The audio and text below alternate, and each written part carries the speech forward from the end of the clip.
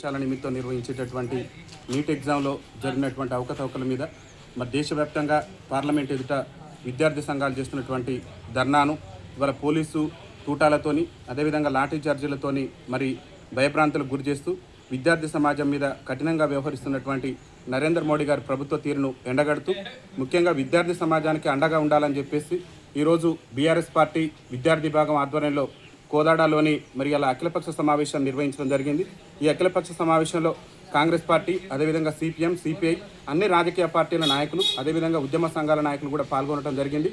ఏదేమైనప్పటికీ కూడా ఈ నీట్ పరీక్షలో జరిగినటువంటి అవకతవకల మీద బాధ్యత వహిస్తూ కేంద్ర విద్యాశాఖ మంత్రి అయినటువంటి ధర్మేంద్ర ప్రధాన్ గారు రాజీనామా చేయాలనేటటువంటి డిమాండ్ దేశవ్యాప్తంగా వినిపిస్తున్నటువంటి నేపథ్యంలో మరి ఈ దేశ ప్రధానమంత్రిగా విద్యార్థుల ఓట్లతోని యువత ఓట్లతోని దాదాపు 3 సార్లుగా ఈ దేశ ప్రధానమంత్రి పీఠంపై గద్దెనెక్కినటువంటి నరేంద్ర మోడీ గారు కూడా విద్యార్థుల ఆందోళనను దృష్టిలో పెట్టుకొని విద్యార్థి సమాజం యొక్క ఆకాంక్షలకు అనుగుణంగా పనిచేస్తూ ధర్మేంద్ర ప్రధాన్ గారి చేత రాజీనామా చేయించడమా లేకుంటే మరి మోడీ గారే వారిని బర్తరఫ్ చేయడం అనేటటువంటిది ఆలోచన చేయాలని చెప్పేసి ముఖ్యంగా ఇవాళ నీట్ పరీక్షను మళ్ళీ ఏదైతే మే 3న జరిగినటువంటి నీట్ పరీక్షను మళ్ళీ మే 12వ తారీఖున రద్దు చేసి మళ్ళీ జూన్ 21న రీ ఎగ్జామ్ నిర్వహించారు.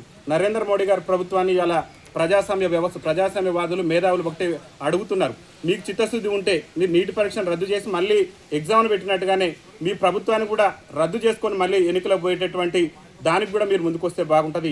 అప్పుడు ప్రజాస్వామ్య విలువలకు మీ బీజేపీ కట్టుబడి ఉన్నట్లు అవుతుంది. కాబట్టి నరేంద్ర మోడీ గారికి ఒకటే విజ్ఞప్తి చేస్తున్నాం.